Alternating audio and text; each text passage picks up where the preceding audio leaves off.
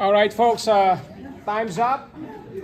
And as I've said, this is now your time and your moment to impress me, to do a presentation, be a sales person. The ability to communicate is very important.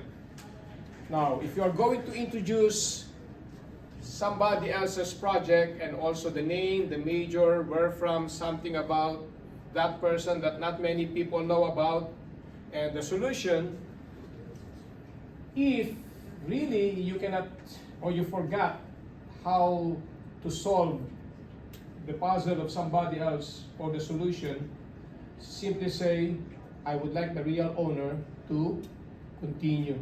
In fact, that's actually giving credit to the rightful owner, because the rightful owner might be the one who can explain it better.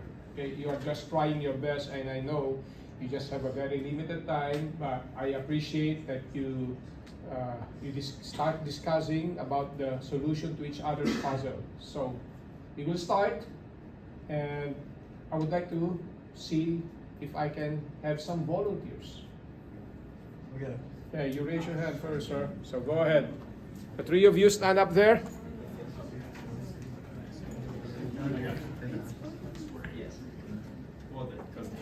Stand right here. Yeah, that's fine. Thank you.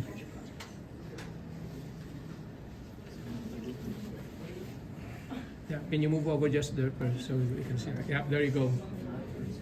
There. Thank you. Move over there. Oh, sorry. All the way there. All right, let's start. All right. I'm presenting JD's. He's a geology major. He's from Claremont, Georgia. And something about him is he used to live in Tennessee. And after looking at his thing, he's got all like some of the hardest rocks. And he's got the evens on opposite sides from each other. So looking at his bottom, I'm gonna think he's got 4 and 6 right here. So he'll have another 4 and 6. That's about all I know for this one. So I'm gonna let him. So the list of the hardest minerals is called the Mohs scale, and it goes, and these are in descending order. So it goes from evens to evens, 10 to 8. The bottom would be the 8th hardest mineral, which is topaz. And the color corresponds to either a rare or a common color for that mineral. Diamond comes in a lot of colors, but I went with one of the more rare ones, red. And these two here have to do with the complementary colors of each other that cancel each other out. So that isn't the complementary color of red. It would be down here if this side were filled out. You see how like pink complementary color for that? It's green. They're on opposite sides of each other, like that. And then the numbers have to do with the number of sides that mineral has. So down here, that's going to be the number of sides for the one on the opposite side.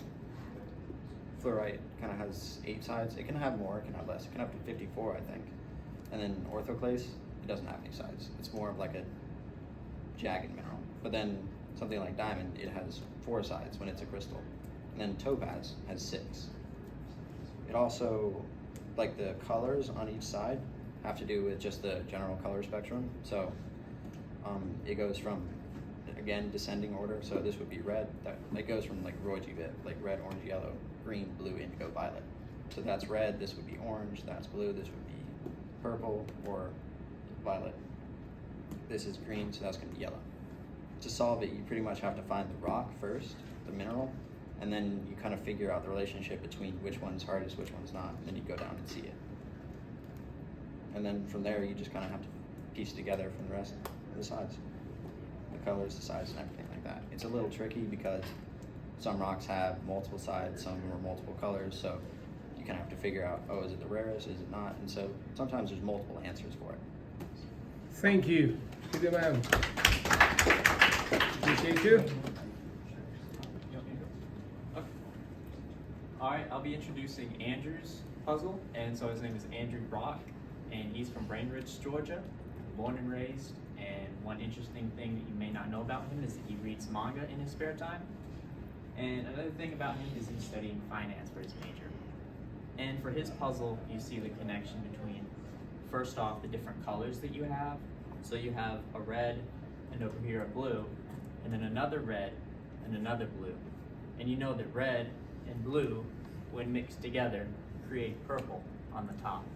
And with the opposite relationship that you have going on here, red and red, blue and blue, you can kind of assume the bottom will likely be purple. And then the other piece of information that we have going on here is the letter and the number.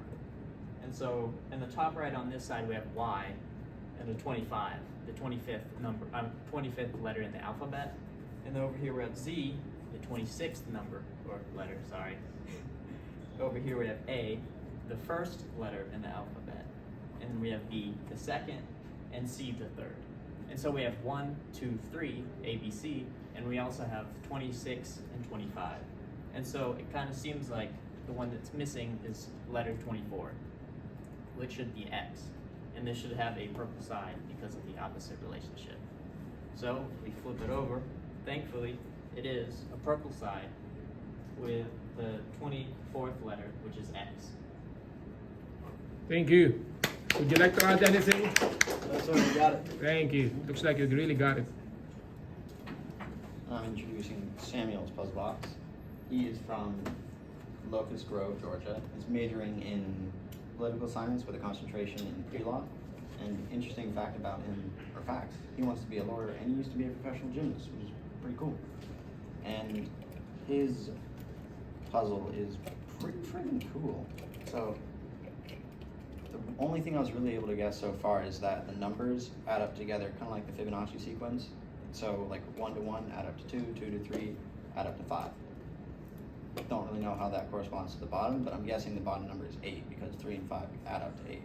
I also was able to guess just because of the different shapes he has on here, like one's a circle, one's a triangle, one's a hexagon, one's a square, that pentagon was on the bottom. I couldn't figure out what the relationship was between them, but just because there's a limited number of shapes, I was able to guess that it was a pentagon.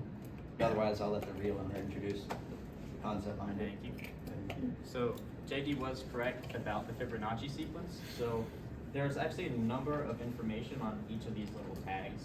So if you look at the tags, they're interrelated on opposite sides, and you should be able to find out from looking at these what shape is on the bottom, what color that shape is, what number is in the middle of the shape, whether or not it has a black outline or not, how it's attached to the box, and also what condition the paper is in, if it's ripped or not ripped.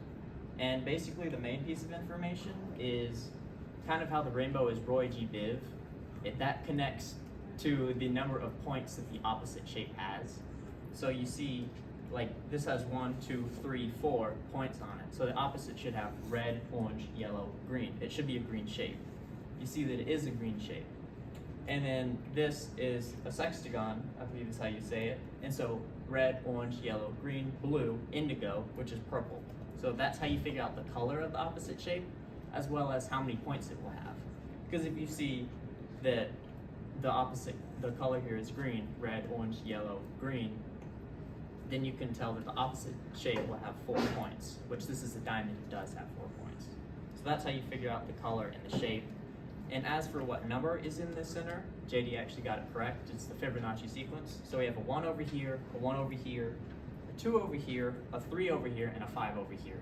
And if you write it out on paper, it's easier to see, but it's 1 plus 1 is 2, 1 plus 2 is 3, 3 plus 2 is 5, and then you add 3 and 5, you get 8.